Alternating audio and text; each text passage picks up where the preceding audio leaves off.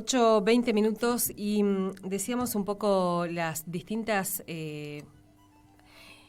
los distintos aspectos que nos permitió empezar a discutir o retomar desde aquí este otro aire, esta protesta de las estudiantes del Roque González de Santa Cruz, que además me parece, decíamos, seguir como desplegando.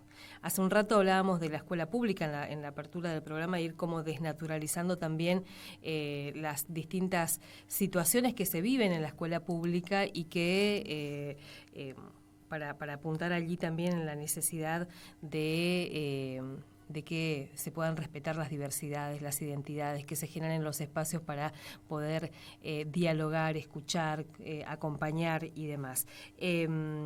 Y decíamos, voces que van como ayudándonos a desplegar este tema.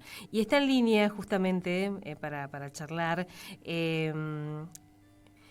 Sibyl McLean. Ella es psicóloga, docente en la Facultad de Humanidades y Ciencias Sociales. Tengo entendido en la carrera de Trabajo Social, y por algunas clases que nos contaban alumnas de sus alumnas, también son clases muy interesantes desde esta perspectiva de géneros y de derechos que venimos planteando. Sibyl, muy buenos días, ¿cómo estás? Alicia Rivas te saluda desde la radio de la universidad. ¿Qué tal, Alicia? Buen día. ¿Todo bien, vos? Muy bien, muy bien. Gracias por atendernos y un poco también por ayudarnos a pensar desde esta perspectiva, ¿no? Un poco más de perspectivas de género, de derechos, poniendo algún acento y algún límite ahí a estas cuestiones que aparecen también, que es pensar solamente el castigo, la punición y esas cosas, ¿no? ¿Cómo venís siguiendo esta discusión? Bueno, a través de los medios más que nada, intento como, leer a ver, digamos, cómo se va resolviendo, si es que se va resolviendo. Bueno, sé que ahora están en disputa la respuesta o la reacción de las instituciones al hecho objeto de denuncia, tanto los acosos que efectivamente ocurrieron y fueron denunciados, como las conversaciones entre el grupo de varones acusados, y bueno, viendo, digamos, de que hay dos posiciones en este momento. No sé si estamos en la misma información. Hasta ayer leí eso. Sí. Hay una fiscal que solicita, alguna medida un poquitito más... que se tipifique delitos, digamos, es lo que... sí. Y por el otro lado, veíamos por ahí el juez diciendo, bueno, acá hay que pensar en medidas socioeducativas, como esa tensión, digamos. Sí. Yo creo que al punto que llegaron las cosas, hay que replantearse varias dimensiones de la cuestión. No solamente el hecho en sí y los sujetos del hecho, que en este caso son personas menores de edad, varones menores de edad, que no es un dato menor, porque yo creo que hay un contexto, digamos. No creo que sea solamente sin ánimo de victimizar, lejos de querer victimizar a las personas acusadas, pero sí pensar en qué contexto se gesta esta resultado de qué situaciones y de qué lineamientos institucionales también, porque hemos escuchado a lo largo de estos días diversas opiniones, que, bueno, yo no puedo creer, por un lado, que todavía existan las acusaciones a las chicas por su forma de vestir, no lo puedo creer, pero existen, uno no deja de sorprenderse, pero dejando eso de lado, también hemos escuchado que la responsabilidad es de las familias y de la crianza, y bueno, yo creo que sin deslindar responsabilidades, sin deslindar a las familias, sí creo que las instituciones tienen ahí una responsabilidad, en el sentido de que de alguna manera la familia y las instituciones están en permanente interacción, y algo de lo que se transmite desde la familia tiene que ver con el contexto institucional. Me parece que justamente las instituciones están como para proveer discursos diferentes a los que puede acceder una persona dentro de su entorno familiar, e invitar, digamos, a la crítica y a la reflexión de los propios discursos familiares. Entonces no creo que sea un problema solamente de las familias, Sí creo, digamos, que las instituciones tuvieron todas las herramientas en general, no solamente, digamos, los colegios católicos, los colegios en general tienen las herramientas legales y también los materiales didácticos, cuentan con la posibilidad de acudir a profesionales y a personas formadas en el tema, digamos, no es que haya ausencia de recursos.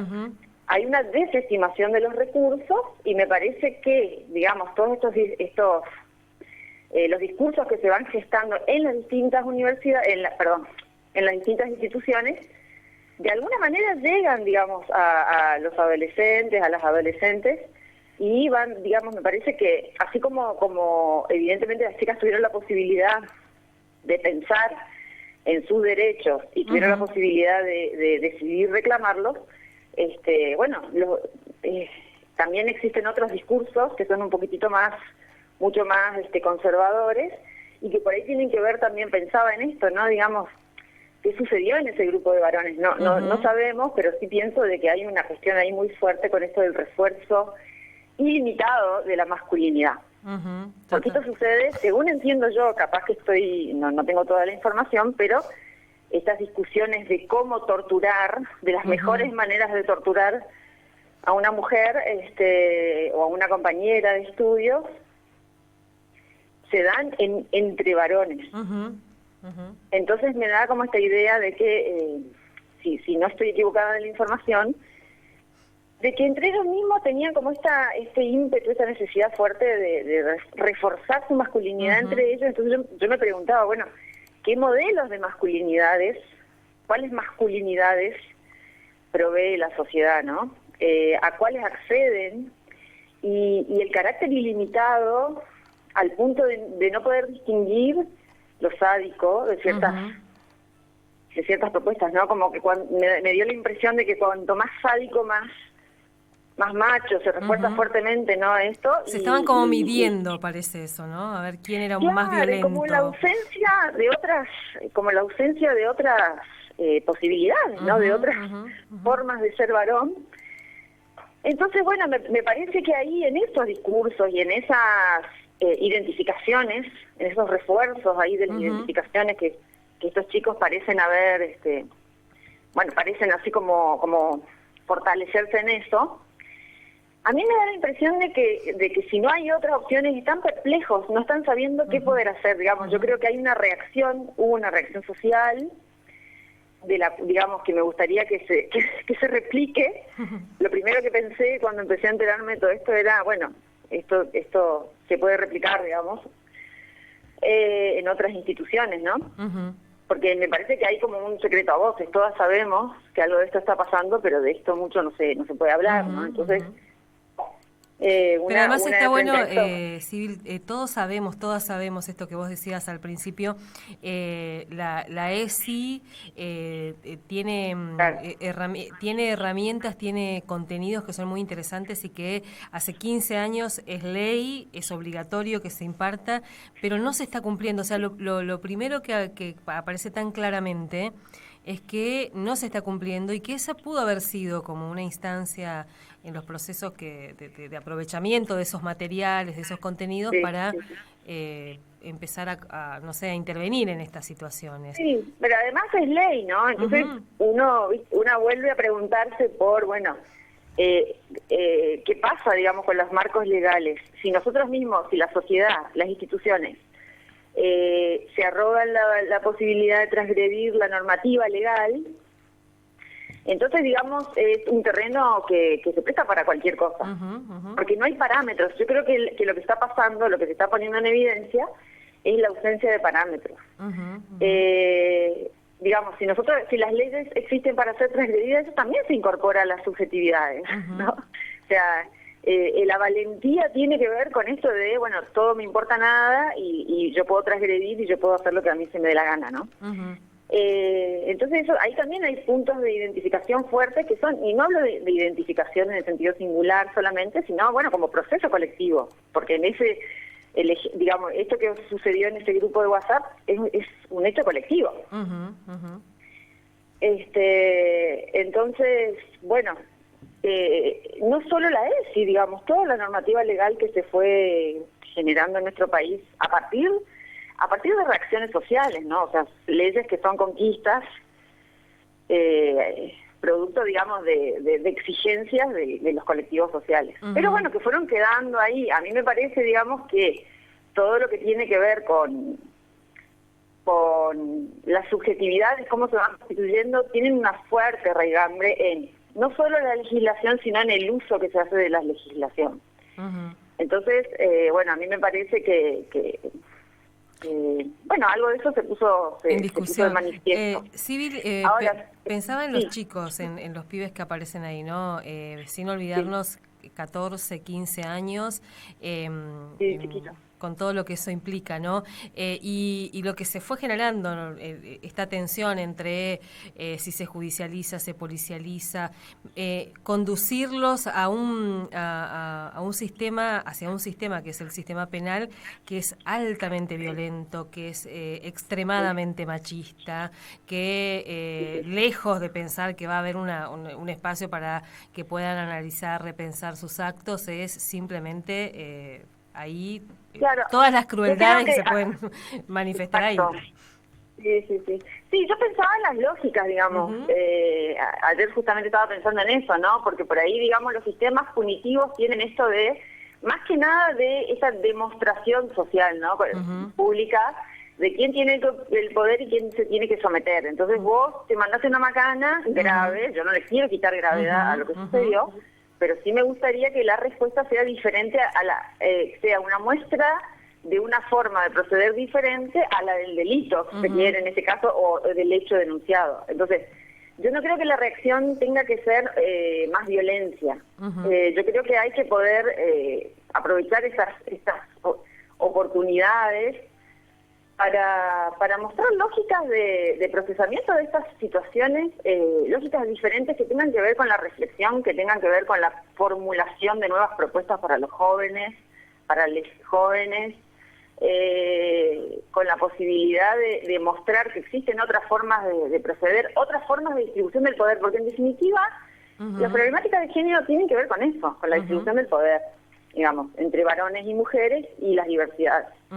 Y en este caso, digamos, hay un ejercicio del poder de parte de los varones que tiene que ver con el castigo, con el daño. Que se aprende, digamos, además, con el sufrimiento. ¿No? Claro, si nosotros como instituciones reaccionamos haciendo lo mismo que ellos ya saben o están aprendiendo, digamos, no hacemos nada distinto, no ponemos, realmente no ponemos un coto a estas cuestiones. Yo creo que hay que considerar que, además creo que sí me parece importante que las personas se puedan hacer responsables y puedan pensar y digamos, incorporar a sí mismas los efectos de sus acciones. Yo sí creo en eso. Ahora, creo que también no hay, digamos, si nosotros focalizamos solamente en los jóvenes, en los varones, deslindamos la responsabilidad de las instituciones. Y la institución también tiene una responsabilidad en el sentido de anticiparse a estos hechos que siempre sucedieron y que fueron advertidos, digamos. Uno, cuando genera un contexto, cuando trabaja, por ejemplo, como vos decís, la ESI y otras herramientas que nosotros tenemos, y trabaja las masculinidades, y trabaja las feminidades, y trabaja, digamos, las diversidades, se anticipa a estas cuestiones. Entonces ya es otra de las situaciones en la que esto ocurre. Civil, otra de las cosas que apareció también acá y que aparece cada vez que existen estas cuestiones es esa tentación de patologizar. Entonces, bueno, hay que trabajar casi como psicológicamente nada más, y bueno, en algunos casos esos pibes están mal de la cabeza, todo lo que, esa otra tentación también, ¿no? Bueno, y eso tiene el efecto a ver, en términos legales, de declarar la inimputabilidad de las agresiones por razones de género.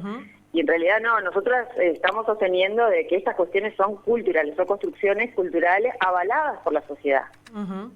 Estas masculinidades, ¿no? Lo que nosotros tenemos que poder es proveerle a estos jóvenes de otras formas de vinculación y de distribución del poder. Esto de poder trabajar las responsabilidades. O sea, ellos poder trabajar su responsabilidad en esto que sucedió. De alguna manera, esto hay que diseñarlo, hay que pensarlo, ¿no? Las familias también, digamos, yo creo que acá ningún actor, ningún adulto está por fuera de digamos, de la obligación de hacerse cargo de todo esto, ¿no? De hacerse responsable, y la responsabilidad de las instituciones también. A mí me parece que la cuestión de la culpa y el castigo, en ese sentido, son una lógica, es la misma lógica, es reproducir la lógica de la violencia, y es una lógica bastante, que más tiene que ver con una demostración que con hacerse cargo e intentar resolver de fondo la cuestión. Ese es mi punto de vista.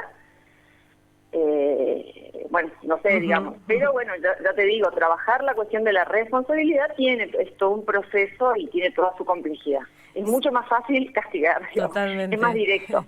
Es y aleccionar. Decimos privatizar el conflicto, es entre víctimas y victimarios, el resto es como que no existe. Claro, y yo creo que acá hay digamos, yo creo que la institución tiene, esa institución y las instituciones, no solo ese colegio, tienen que empezar a pensar, digamos, en estas cuestiones, ¿no? Y bueno, y qué discursos, digamos, porque acá también hay una disputa por el sentido. ¿Qué significa educación sexual? ¿Qué significa educación para el amor? ¿Qué es eso?